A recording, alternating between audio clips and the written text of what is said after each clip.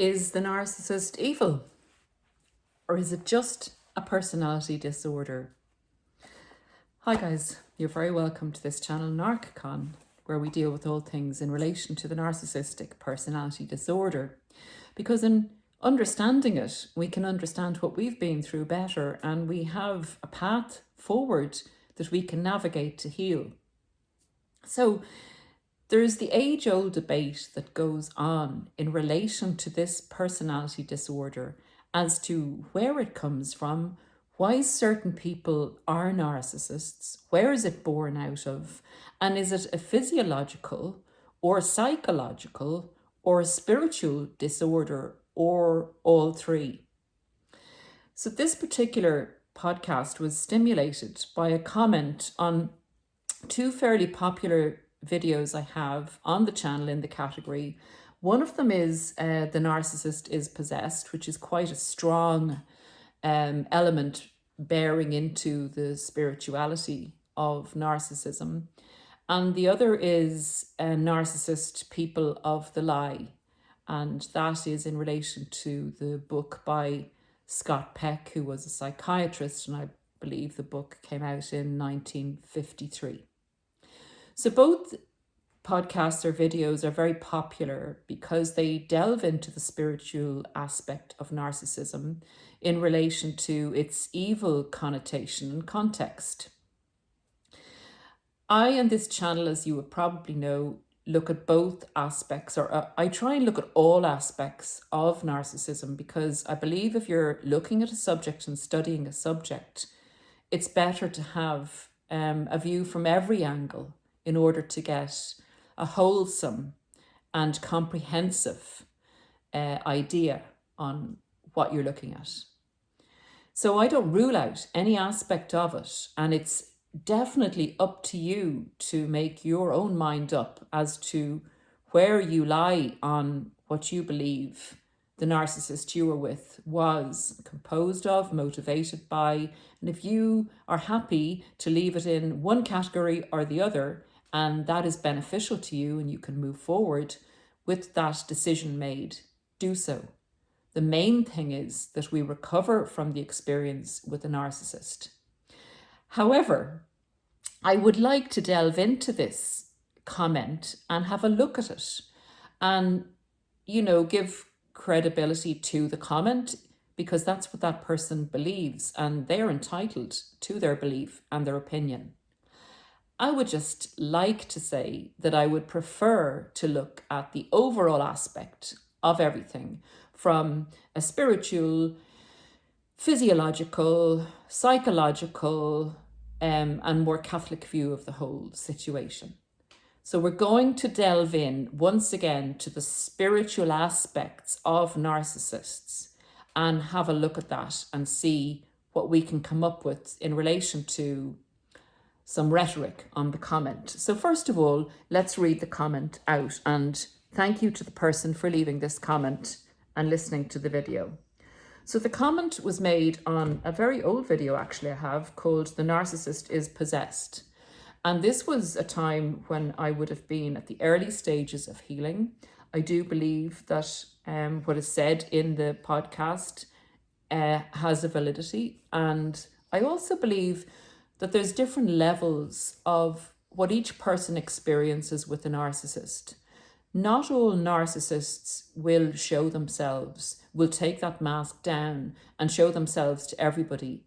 So you may be one of the select few, or say a handful of people, that will see behind fully the narcissist mask in their life. And you make your qualified decision on what you've seen there when they do that. I also believe that there are different degrees of malignancy within narcissists, and obviously some, particularly lay people, cannot diagnose a person, but sometimes this person will not present for a diagnosis, and we have to make up our own minds on the information that's available to us as to the likelihood of a person being a narcissist, having antisocial personality disorder, or being a psychopath for our own survival. So Don't let anyone tell you that you can't, come down and form your own opinion on what you've been through. Sometimes this is the only avenue open to us. And sometimes it's about our survival in making as best a qualified decision as we can on the information that we have. So with that said, let's read this comment and see what we think. Okay, so the comment on the video was, nope, not spiritual. Neurological studies and evidence shows it's a brain malfunction, for want of a better explanation. No demons and goblins at all. Depending on the severity of the missing cortex of the brain determines the severity of behavior, and up to dangerous psychopaths like the serial killers. Now, I have done research on this. I'm not just coming up to you and giving an opinion, although it is an opinion on the research. So the research cannot come down and say that there's a part of the narcissist's brain or physiology missing, because there isn't. What they do say is that there is less grey matter in the air, less grey brain matter in the sections of the brain that deal with empathy and deal with connectiveness and intimacy. That most of the grey matter, or the concentration of grey matter, is in the area of the brain that deals with self-absorption and self-planning and self-aggrandizement. So I've always gone back to the simple theory of the old Indian saying that there's two wolves in us, the bad wolf and the good wolf, and whichever wolf you feed grows. And it's the same in the brain as in the body. If you don't use a set of muscles, they deteriorate and wither, and the muscles that you do use grow. It's the same in the brain. So that is in relation to the truth of the physiology. And if anyone else has a differing opinion or has evidence, leave it in the comments for us. We are studying this. We want to know your facts, if you have any facts that differ from that. We will keep open minds. We want to know. So just going on that evidence alone, this comment I wouldn't be able to agree with. And the demons and goblins is always going to come at us when we come down on the spiritual side of narcissism. We have seen evil. We have seen a person show themselves to us. We have seen a person look us in the eyes and take pleasure out of us knowing that they know, we know who they are and what they're doing, and they're not showing that side of themselves to anybody else. And what they're doing is destructive, cruel, and ultimately going to cause us damage in our lives. So that act in itself to me is evil. Do you say then the whole person is evil? Or do you say that there is an entity attached to them? Do you say that their spirituality is evil and dark? Whatever you want to say, again, leave in the comments your views on what's going on here. I'm going to give 10 points as to why I delve into the spirituality of narcissism in its negative connotation. I absolutely love psychology. Psychology tells us how a narcissist operates. Psychology gives us the reasons that relate to the narcissistic personality disorder, why all narcissists will defend their position in relation to having control of situations. And if you look at the DSM, there are 9 criteria laid out that if a person has 5 of those criteria, that's the Diagnostic and Statistics Manual, if a person has 5 parts at least going on of what it lays out there as a criteria for a person having NPD or narcissistic personality disorder, then it's highly likely that they're either highly narcissistic or they suffer from the personality disorder. I mean, that's a great factual layout of a behavior pattern. We need it. We need psychology. Does psychology explain the whole story? Are there different narcissists that are more malevolent, I can never say that word, bad, evil than others? Or are they all equally evil? And sometimes is it only in a situation where you come up and threaten a narcissist or threaten their sense of control or threaten to expose them that they will delve into the full part of the evilness that actually lies there undercover, ready to come alive if necessary? So again, it's very hard for us to say that a family member is totally evil and put that label on them. But if you yourself have looked in those eyes, and I know you know what I'm talking about, if you've looked in those eyes and that person has looked you back and you have seen who they are, then a lot of people say, yep, the person I was dealing with, in my opinion, was evil. So here are the 10 criteria that I'd like to just talk around in relation to spiritual narcissism. So what you feed grows. I'm sorry, I've gone into that already. The sadism of a narcissist. A lot of us, having dealt with narcissists, see a narcissist taking pleasure in our pain.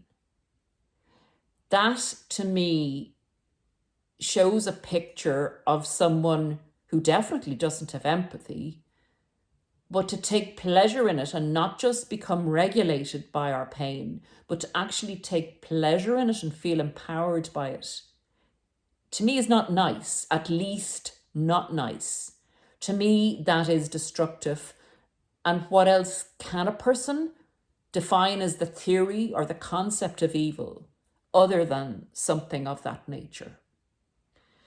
The next point is, again, on that, it's all based on the lack of empathy. The lack of empathy these people have, to me, equates to their lack of humanity, their lack of respect for humanity, what humanity is all about, their lack of respect for love, cohesiveness, intimacy, caring.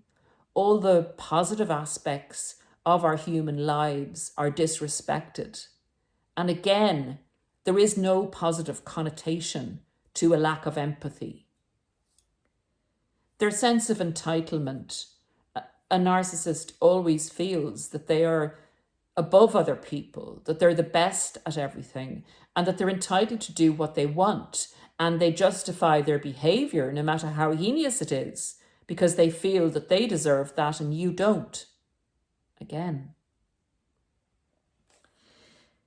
Their continued persecution of others, their continued persistent persecution of others, i.e. in stalking, in gang stalking, in spreading malicious gossip, in not stopping doing that, in gaslighting you in a relationship, in lying about you, in all those type of areas, in instilling jealousy and envy in you where there was never any before by triangulating you.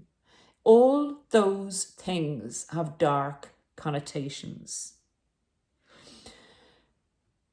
For a person to be regulated by your destruction, to have an emotional regulation by your destruction, sounds very psychologically that it makes sense. It sounds very, clean and crisp and clear to give a psychological evaluation by saying, oh, a narcissist is empowered by feeling superior to you. And that can be by your destruction. So that's what a narcissist does.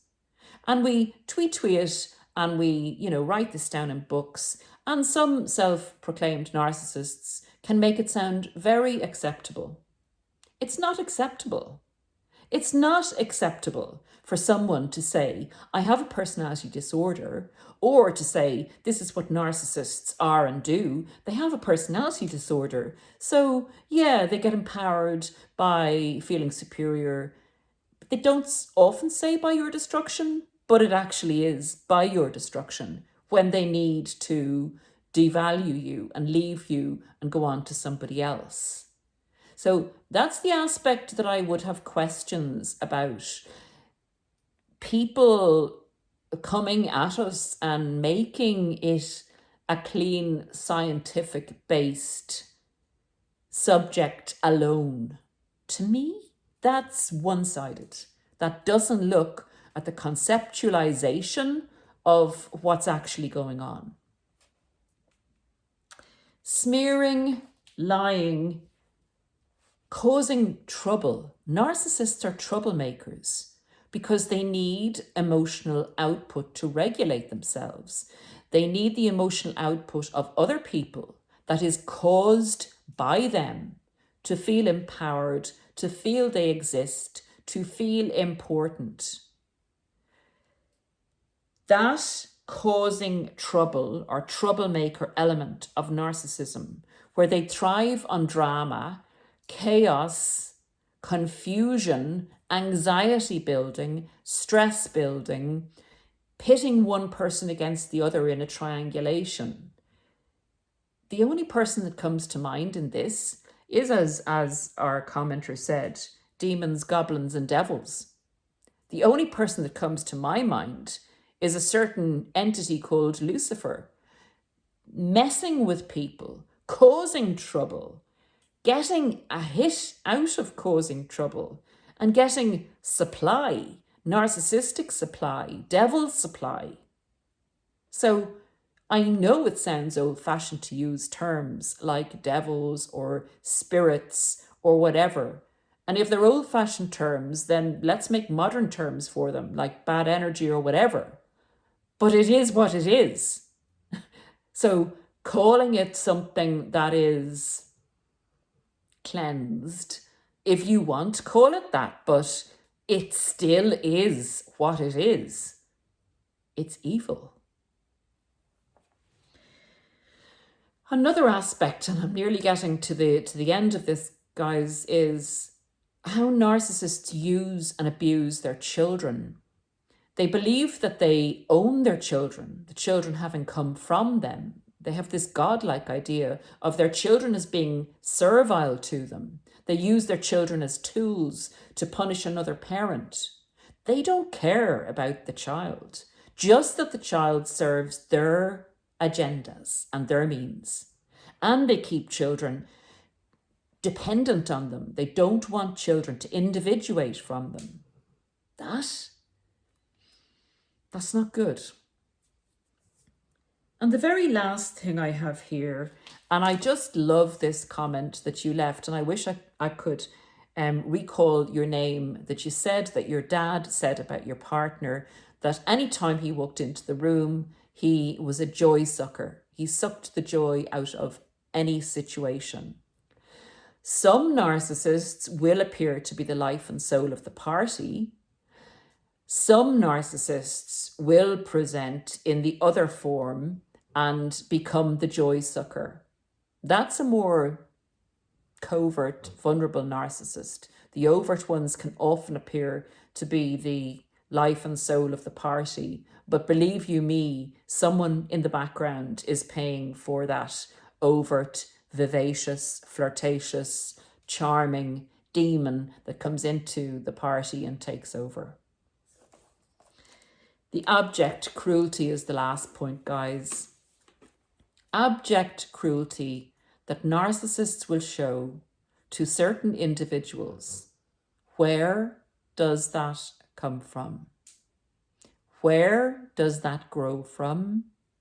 Where is that stimulated from? And I'm going to leave you with that. So again, I prefer a comprehensive look at narcissism, and it's up to you with the information you have researched as to what you believe the narcissist you were dealing with was. You have the facts that psychology presents to us that we can identify in behavior patterns, and the rest is up to you. You know how I feel about it. I believe there's a spiritual and a psychological element to this whole thing. We have children cited by different people saying that they were never abused, but they turned out to be narcissists. It is enough if a person is born with that genetic disposition or that personality bent towards something to just be told no initially at a young age, to develop the false mask, to manipulate and become, to feed the bad wolf, basically. So it's out there. There is no part of the brain missing in relation to a narcissist. The grey matter is less in the areas of empathy, etc.